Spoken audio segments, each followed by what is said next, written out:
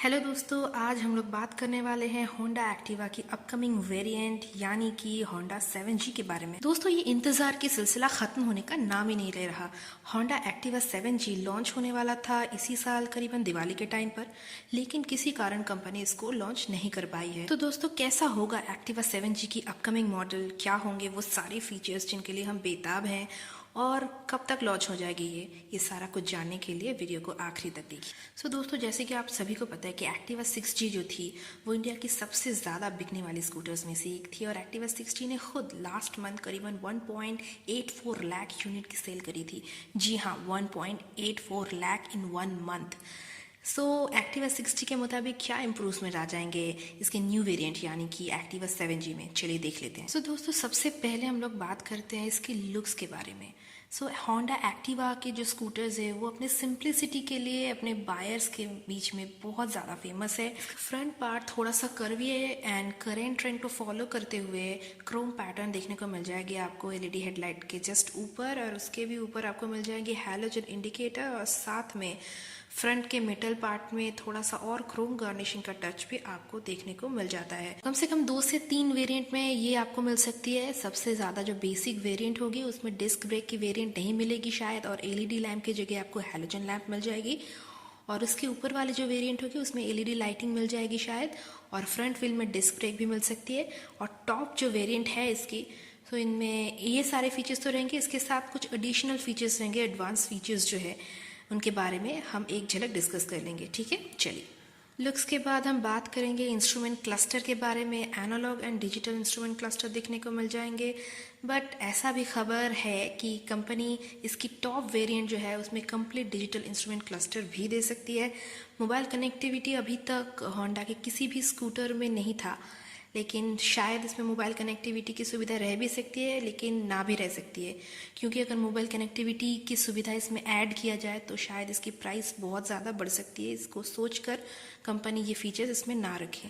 दोस्तों, फिर आते हैं इसकी लगेज एंड स्टोरेज कैपेसिटी के बारे में बात करने। फ्रंट में 12 वोल्ट की यूएसबी चार्जिंग पोर्ट आपको मिल जाता है एंड नॉन रिट्रैक्टेबल एक हुक आपको मिल जाती है, जिसमें आप करीबन 1.5 से 2 केजी तक का वेट कैरी कर सकते हैं। और टॉप जो वेरिएंट है इसकी स्मार्ट की स्टार्टनेस के साथ भी आ सकती है। और अगर आप इसके बूट स्पेस को देखें तो बूट स्पेस काफ़ी बड़ा है। टॉलर राइडर्स कंफर्टेबली राइड कर सकते हैं लंबे समय तक। बैक पेन या फिर अनकंफर्टेबली राइड करने की समस्या शायद समाधान हो जाएगी। अब देखिए इसकी सीट को, तो डुअल टोन लेदर सीट आपको मिल रही है इसमें। अब इसके स्टोरेज स्पेस की ओर देखते हैं तो कंपनी अराउंड 30 लीटर की कैपेसिटी देती है, और कंपनी का जो दावा है कि इसमें आपकी 2 बड़े साइज़ की जो हेलमेट है वो फिट होंगी, और साथ साथ में इनबिल्ट लाइटिंग का भी सुविधा आपको मिल रही है। अगर व्हील साइज के बारे में बात करें तो सुनने को आ रहा है कि इस बार front and rear both side में ही डिस्क ब्रेक मिल सकती है इसकी टॉप वेरिएंट्स में। और साइज़ के बारे में बात करें तो एक्टिवा 7G में रियर में भी 12 इंच का टायर इस बार कंपनी प्रोवाइड कर रही है। मतलब फ्रंट एंड रियर दोनों में ही 12 इंच का टायर साइज़ आपको मिल जाएगी। मतलब जितना भी खराब रास्ते हो, इसमें परफॉर्मेंस बेटर होने का आशा है एक्टिवा 6G के तुलना में। अब इंजन के बारे में बात करें तो इंजन में कुछ खास चेंजेस नहीं आएंगी। पहले वाली एक्टिवा के इंजन ही कंपनी यूज़ करने वाली है इसमें, यानी कि 125 सीसी का या फिर 110 सीसी का इंजन स्पेक्युलम होंगे इसमें। फ्यूल एफिशिएंसी को अगर नज़रअंदाज ना किया जाए तो 110 सीसी वेरिएंट को ही कंपनी को ज़्यादा प्रॉफिट मिलेगी, यानी कि एक्टिवा 6G वाली 109.51 सीसी इंजन जो कि 7.8 पीएस की पावर एंड 8.8 एनएम का टॉर्क जनरेट करती है वही यूज़ होगी। इसकी टॉप स्पीड करीबन 85 टू 90 किलोमीटर पर आवर होंगी एंड एवरेज माइलेज जो कि एक्टिवा 110 का था पहला, वैसा ही 55 टू 55 किलोमीटर पर लीटर आपको मिल जाएंगी।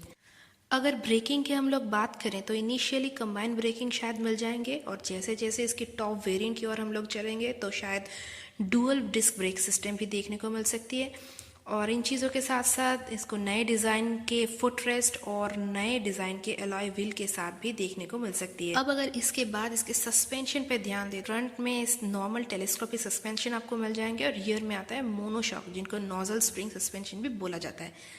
सो इस मामले में एक्टिवा 7G इसकी पिछले वाले वेरिएंट यानी कि 6G से कंफर्ट के मामले में थोड़ा सा पीछे चली जाती है। फाइनली हम लोग बात कर लेते हैं इसकी प्राइसिंग की। एग्जिस्टिंग जो एक्टिवा के वेरिएंट्स है उससे 5 से 6 हज़ार की इंक्रीज शायद कंपनी कर सकती है, यानी कि इसकी एक शोरूम प्राइस करीबन 75,000 से लेकर 89,000 के आसपास कहीं पर होगी, और इसकी स्टैंडर्ड जो वेरिएंट है उसका एक शोरूम प्राइस करीबन 73,000 तक के आसपास हो सकती है, और डीलक्स वेरिएंट 75 to 80,000 तक जा सकती है। तो फाइनली दोस्तों हम लोग बात कर लेते हैं इसकी लॉन्चिंग डेट के बारे में। एक्टिवा 7G जो है वो इस साल दिवाली तक लॉन्च हो जानी थी, लेकिन किसी कारण कंपनी इसको लॉन्च नहीं कर पाई है।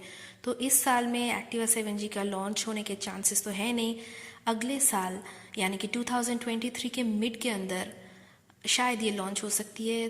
दोस्तों आपको क्या लगता है कब तक लॉन्च होगी एक्टिवा 7G और कैसी रहेगी इसकी परफॉर्मेंस इन द मार्केट? क्या ये बरकरार रख पाएगी होंडा की लेगेसी को और कम्पीट कर पाएंगी अदर बेस्ट सेलर स्कूटर्स अभी जो मार्केट है उनके साथ? सो आप क्या राय है इसके बारे में मुझे नीचे कमेंट में बताइए। Thank you so much guys, take care.